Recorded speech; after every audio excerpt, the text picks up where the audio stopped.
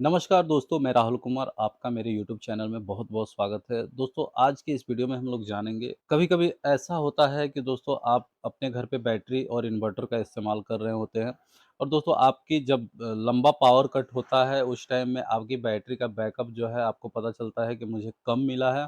लेकिन सामने वाले दूसरे घर में अगर दूसरे किसी अपने फ्रेंड सर्कल में किसी से बात करते हैं, तो वो बताता है कि यार मेरे तो कम कैपेसिटी की ही बैटरी है, लेकिन ज़्यादा देर तक चली है। तो दोस्तों ऐसा क्यों होता है? क्या दोस्तों प्रोडक्ट की खराबी की वजह से होता है कि या कुछ और कारण होता है? तो दोस्तों उसी कारण को आज के इस वीडियो में हम लोग दोस्तों बात करेंगे। साथ ही साथ दोस्तों हम लोग ये भी जानेंगे कि दोस्तों बैटरी का डिस्चार्जिंग प्रक्रिया जो है किस प्रकार डिपेंड करता है और किस-किस वजह से दोस्तों आपकी बैटरी का बैकअप जो है कम मिलता है।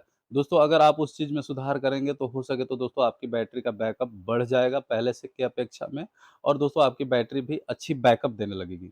तो दोस्तों वीडियो को शुरू करने से पहले दोस्तों आप लोगों से मैं एक रिक्वेस्ट करूंगा कि दोस्तों अगर आप चैनल पर नए हैं तो प्लीज़ चैनल को सब्सक्राइब कर लीजिए और बेल आइकन को भी प्रेस कर लीजिए ताकि ऐसे ही इन्वर्टर बैटरी से रिलेटेड आपके यहाँ नोटिफिकेशन मिलता रहे और आप उसकी जानकारी का अनुभव उठा सकें। तो घर पे इन्वर्टर बैटरी लगाते हैं तो इन्वर्टर बैटरी लगाने के पहले ही दोस्तों इन्वर्टर बैटरी के बारे में जानना बहुत ज़्यादा ज़रूरी हो जाता है क्योंकि दोस्तों इन्वर्टर बैटरी का मतलब दोस्तों आप एक टेम्परेरी यूज़ के लिए इन्वर्टर बैटरी लगा रहे हैं, ना कि एक पावर हाउस के बतौर लगा रहे हैं। इन्वर्टर बैटरी अगर पावर पावर हाउस के बतौर आपको लगाना है तो हाई केवीए में इन्वर्टर बैटरी लगा सकते हैं। वहाँ पे दोस्तों आपको काफ़ी लंबा बैकअप मिलेगा और काफ़ी अच्छा वो परफ़ॉर्मेंस भी करेगा। लेकिन दोस्तों जब सिंगल बैटरी इन्वर्टर के बारे में बात होती है, तो दोस्तों वहाँ पे बचत वाली बात हो जाती है। तो वहाँ पे दोस्तों अगर आप कम लोड इन्वर्टर बैटरी पे कनेक्ट करते हैं दोस्तों तो काफ़ी आपकी बैटरी जो है बैकअप अच्छी देगी। बैटरी बैकअप तो बढ़िया निकल के आएगा ही, दोस्तों साथ ही साथ आपके घर पे लॉसेस जो है वो चीज़ दोस्तों आपके घट जाएँगे। तो दोस्तों जब इन्वर्टर बैटरी जब आप परचेज़ करते हैं तो दोस्तों घर का वायरिंग भी दोस्तों उसी ढंग से सिस्टम से कराना होता है कि दोस्तों आपका बैटरी का कंज़प्शन जो है फालतू जो हो वो ना हो। जैसे कि दोस्तों कभी-कभी होता क्या है कि किसी कस्टमर के यहाँ पे चाहे कहीं पे भी किसी के घर पे जो वायरिंग हुआ रहता है, वो इन्वर्टर का उसमें वायर नहीं रहता है और होता क्या है कि उसको डायरेक्ट जो है पूरा फेज़ के थ्रू उसको सारा सप्लाई पूरा लोड के अंडर में कनेक्ट कर दिया जाता है। तो लोड के अंडर में जब कनेक्ट होता है तो पूरा घर के वायर में दोस्तों आपकी जो सप्लाई होती है इन्वर्टर के थ्रू जाती है। तो वहाँ पे दोस्तों लॉसेस बढ़ जाते हैं। और दोस्तों लॉसेस बढ़ते हैं तो दोस्तों ज़ाहिर-सी बात है बैटरी का कंज़प्शन भी बढ़ जाता है और दोस्तों वहाँ पे दोस्तों आपको बैकअप मिलना कम हो जाता है।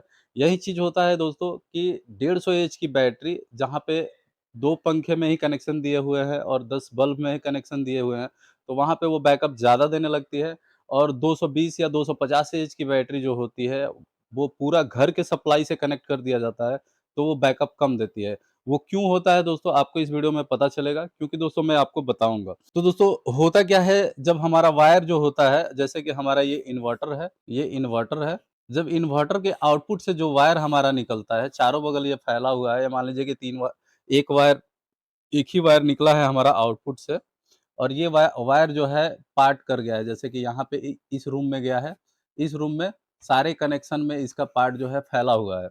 और जब ये फैला हुआ रहता है तो वायर जो होता है, वायर कहीं न कहीं तो दोस्तों कट रहता है वायर में।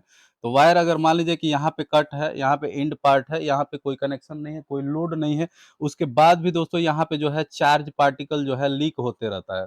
जो कि एयर का जो नमी होती है, एयर में नमी होती है, चाहे बोर्ड में अगर आपकी थोड़ा-सा भी नमी होगी, नहीं भी होगी तब भी दोस्तों यहाँ पे चार्ज जो है लीकेज होते रहते हैं। थोड़ा बहुत दोस्तों वहाँ पे चार्ज जो है लीकेज होते रहता है। तो ये चीज़ जो है दोस्तों अगर आप इसको कम कर लेते हैं तो दोस्तों आपकी बैटरी का जो इन्वर्टर का जो पावर लॉस है, वो चीज़ दोस्तों आपको घट जाएगा। जैसे कि इन्वर्टर से आप सप्लाई लिए हैं एक रूम में, जैसे कि ये आपका रूम है, यहाँ पे एक बल्ब में कनेक्शन दे दिए। अगर आपको ज़रूरत है 2 फैन चलाने के लिए, तो 2 फैन में ही कनेक्शन दिए और नहीं तो दोस्तों आप अगर आपको 2 बल्ब की ज़रूरत है, तो 2 बल्ब में कनेक्शन दिए, 1 फैन में कनेक्शन दिया और 1 टीवी और 1 मोबाइल चार्जिंग में। इतना में अगर कनेक्शन देते हैं, तो दोस्तों आपकी बैटरी का बैकअप जो है, वो सही रहेगा।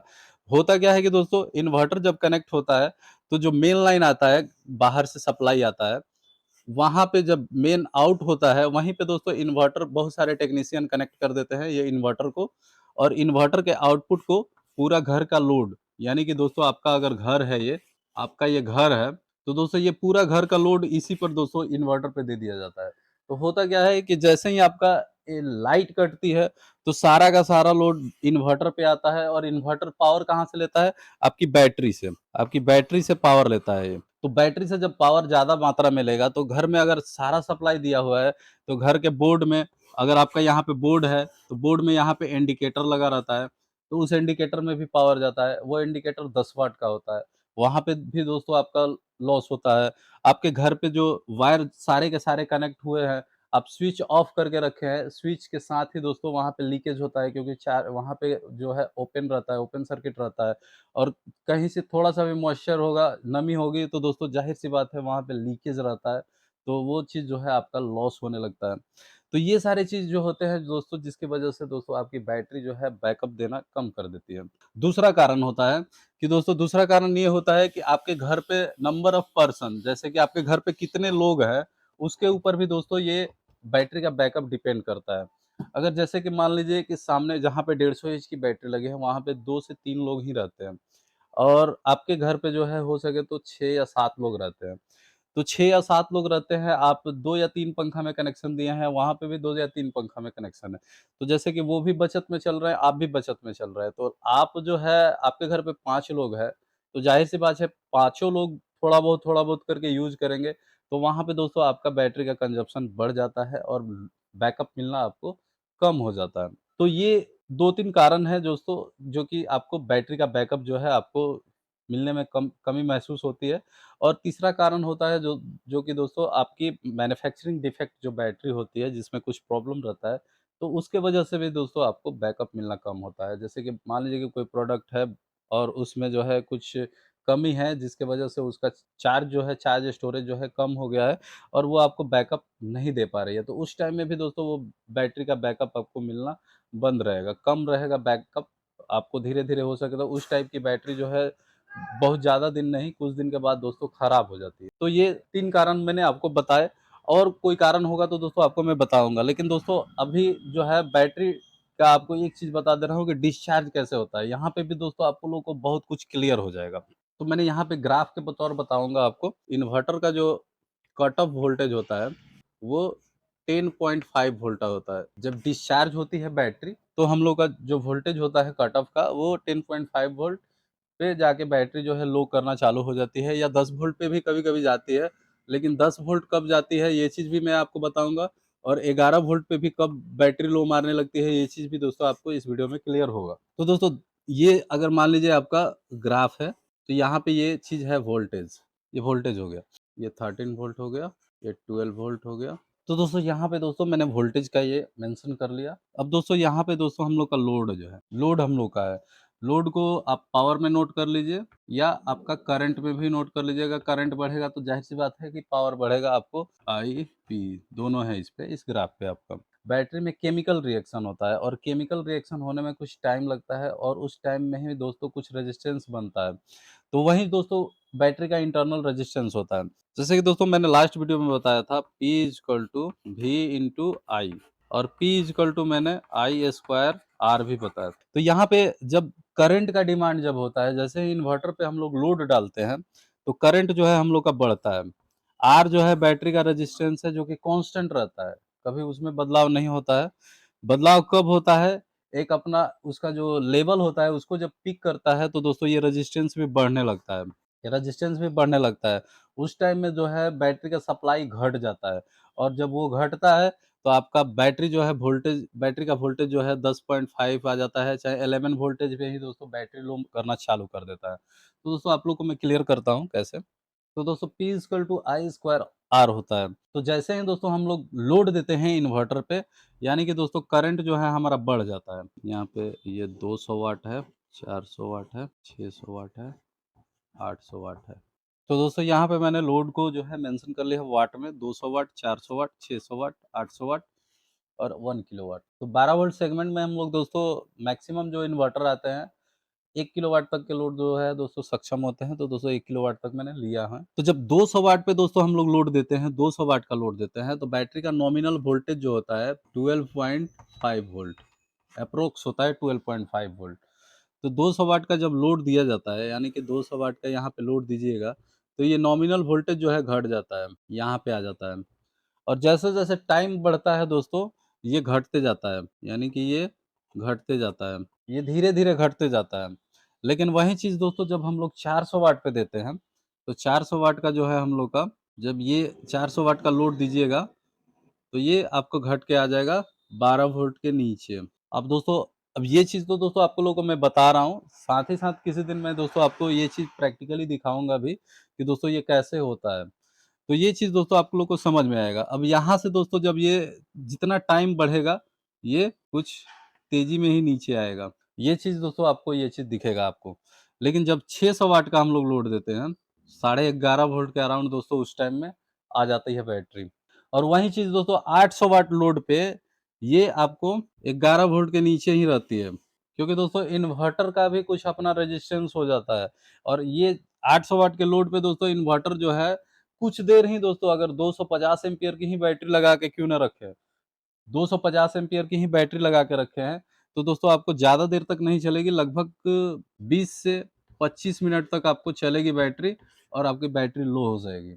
ये चीज़ दोस्तों आप देखिएगा, आप अगर आपको कुछ प्रैक्टिकल करना हो आपके अपने ही घर पे, तो दोस्तों आप लोग ध्यान दीजिएगा कि ये 250 से इसकी बैटरी 25 मिनट, 30 मिनट एप्रॉक्स तक चलेगी और आपकी बैटरी जो है बंद हो जाएगी। क्यों होता है? क्योंकि दोस्तों इन्वर्टर का अपना रेजिस्टेंस होता है, इन्वर्टर का रेजिस्टेंस होता है, बैटरी का जो केमिकल रिएक्शन होता है उसमें भी रेजिस्टेंस बनता है।